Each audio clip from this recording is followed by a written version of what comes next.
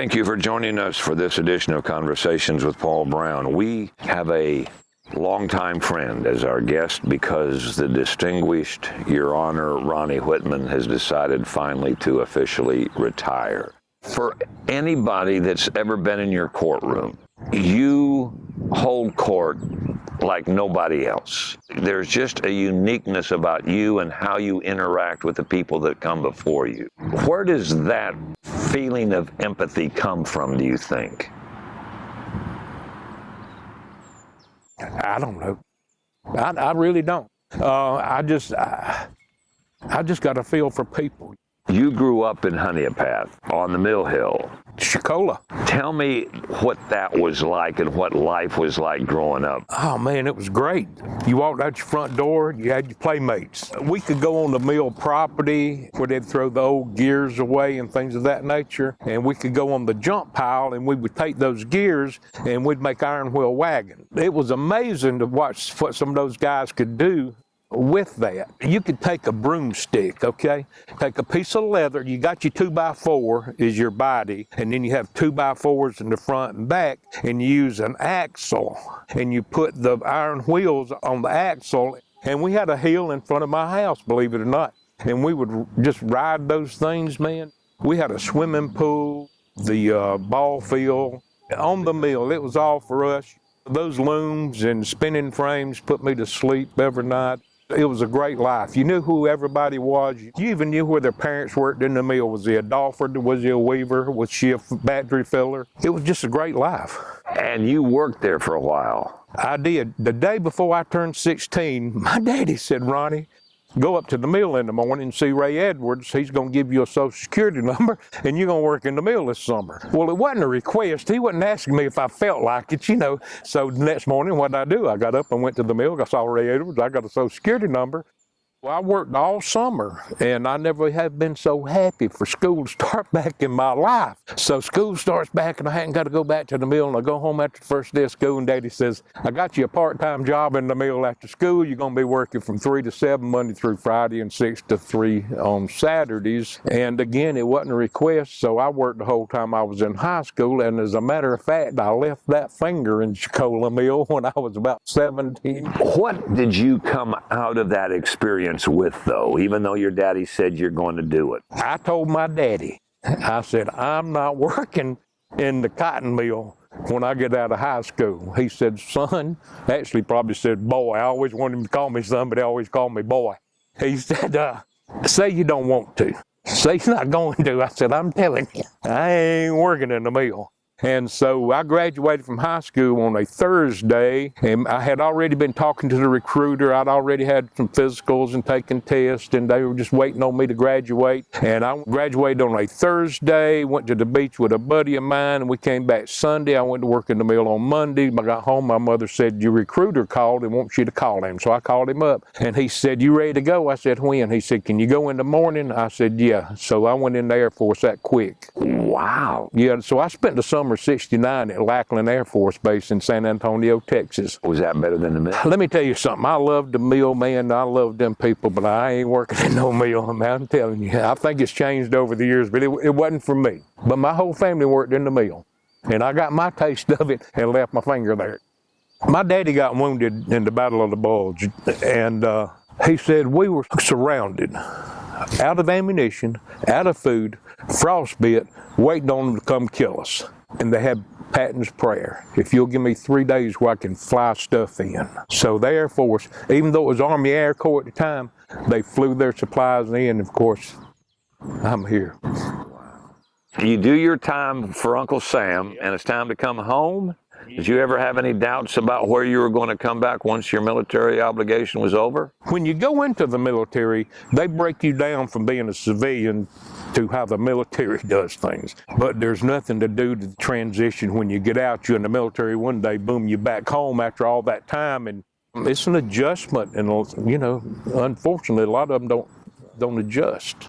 You came back and did what? I get home, so the next day I go to the employment or unemployment office, whichever one you want to call it, on, I think it's on Whitman Street at the time. I'd been in uniform 4 years, so I didn't want to be a fireman. I didn't want to be a carpenter because I didn't know about messing with saws and stuff. And I thought route salesman sounds pretty dang good, you know. So I drove a drink truck for Mountain Dew and Orange Crush for about 3 months. Then what? Then I decided I was going to do what I've always wanted to do. I've always wanted to be a policeman. When I was a kid, that's all I ever wanted to do. And so I went to the Anderson Police Department. Didn't want to police in Honey Pie. So you finish up the academy, you come back, and now you're an Anderson policeman. Yep. And you were patrol, just a regular patrolman? Yeah, walked the beat for a while, drove that little scooter, rode the patrol car. We had partners back then. The first person I rode with was Captain Leroy Faust. We're talking about a World War II vet that had been policing probably since the 40s, and, you know, just rough and gruff and a great guy. I loved him to death. His first piece of information he gave me when I started policing, he said, if you see something and you don't know what to do, don't do anything. Because if you're wrong, you can't change it. But you can always go back and do something you found out later you could. And he was raised down in the lower part of the country. He never lost that low country brogue, so I would have to listen very close to him, you know, when he taught. Then what'd you do? A friend of mine left the city police department and went to the Clemson police department. And he contacts me and he said, hey man, you need to come up here. Money's better conditions. So I do. I go to the Clemson police department, and doggone if he don't go on the highway patrol after that.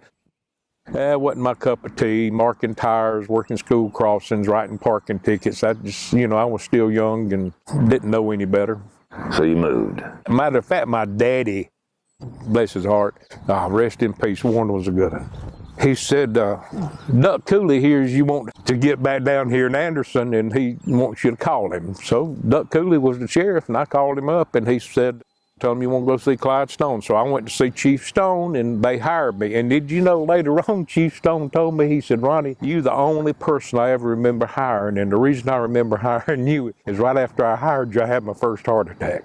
No. Yeah. You come to work at the sheriff's department, working patrol. Who you paired up with? You know, I don't know if it was Jackie Manley or not. As a matter of fact, I got a picture of me and Jackie. This little boy was kidnapped from Washington State. And for some reason, we found him here, okay? Now, he wasn't harmed, and I really don't know the circumstances of his kidnapping, but he stayed at the jail for a couple of days. You know, he slept at the jail and ate at the jail till we could make arrangements to get him back to Washington. They told me and Jackie, said, y'all carry him to Greenville-Spartanburg Airport. So when we did, evidently there was somebody there from the Greenville News and made a picture of Jackie and me and the little boy. I don't even remember his name, but I see Fletcher Ross made it, so I've always wondered if Fletcher Ross is around, could he tell me the name of that? Because it's been 40 some odd years, and I wouldn't mind calling that little boy and say, you may not remember me, but I remember you. At the sheriff's department, you ended up doing what? You did a bunch of things. Regular patrol, answered calls. And then later on, I got promoted to sergeant on uniform. Then after that, I moved up and I was a burglary and homicide detective when I left. And looking back on that part of your life, what was the biggest case you worked? When Mary Sue Presley was killed in Iowa, killed with a roofing hatchet. Hit her in the head while she was asleep. Had you ever thought about becoming a judge? No. As a matter of fact, what happened was, most time in law enforcement, you have to work a second job if you want to make ends meet. I did a lot of stuff, but one of the things I did is I handled security for the Anderson Jockey Lot, and they asked me to leave the sheriff's office and become their first general manager, and I did. And while I was at the Jockey Lot, David Crenshaw was a magistrate, and he decided to retire, and I was fortunate enough to be appointed as magistrate in the town of Pendleton for the Pendleton district.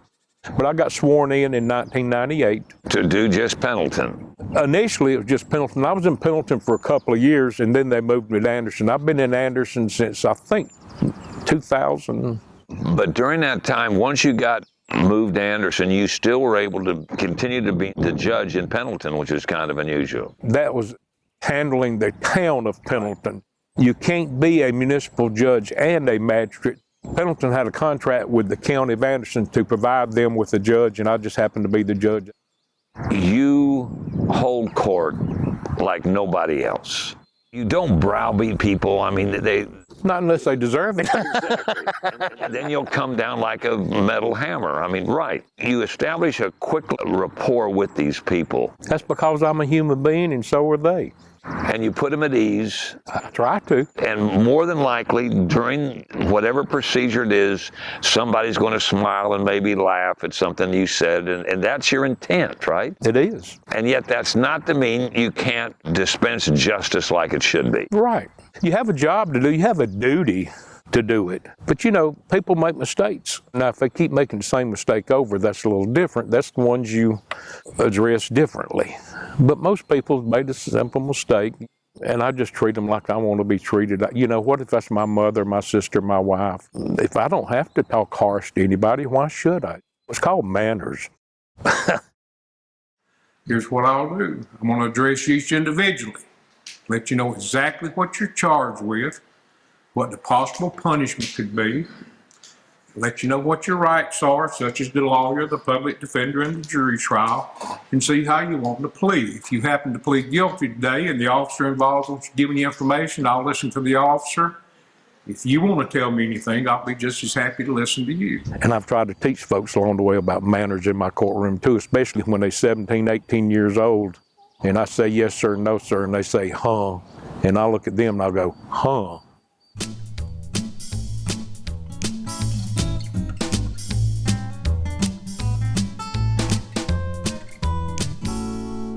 When did your affinity with dogs come about? I've had dogs my whole life, and I'm gonna be as honest as I know how. There has been times in my life I've had dogs on chains. That is wrong. A dog should not live on a chain, but I'll admit, when in my younger days I had a dog on a chain, but there'll never be another one of mine on a chain. Matter of fact, there'll never be another one of mine that lives outside. A friend of mine raised German Shepherds, and she called me up one day and she said, I've got a litter, would you like one? Buddy. I had Buddy for almost 12 years, and I had to put him down. It was just something about that because I had a great relationship with that dog. And plus my friend Gene Queen up in Virginia, he had a Fila, which is a serious dog. It's a Brazilian type Mastiff. And he carried it to training. Some folks trained that dog for him for protection. Then later on, I get another German Shepherd. I start working with it and start following some trainers and see what they do. And then I got a rescue here from PAWS. The second one I got, I raised on a baby bottle because when I got it, the eyes were still closed. And I've fostered several dogs here from PAWS. I just kind of got into basic training of dogs, such as sit, stay, wait. Leave it. Leave it's very important. The dog may be fixing to do something it doesn't need to do because it's going to get hurt, and if you've trained it to leave it, it's going to walk away from it. I had to dust for fire ants the other day. First thing my dogs did went toward it, and I had to say, leave it. Well, when I did, they walked away from it.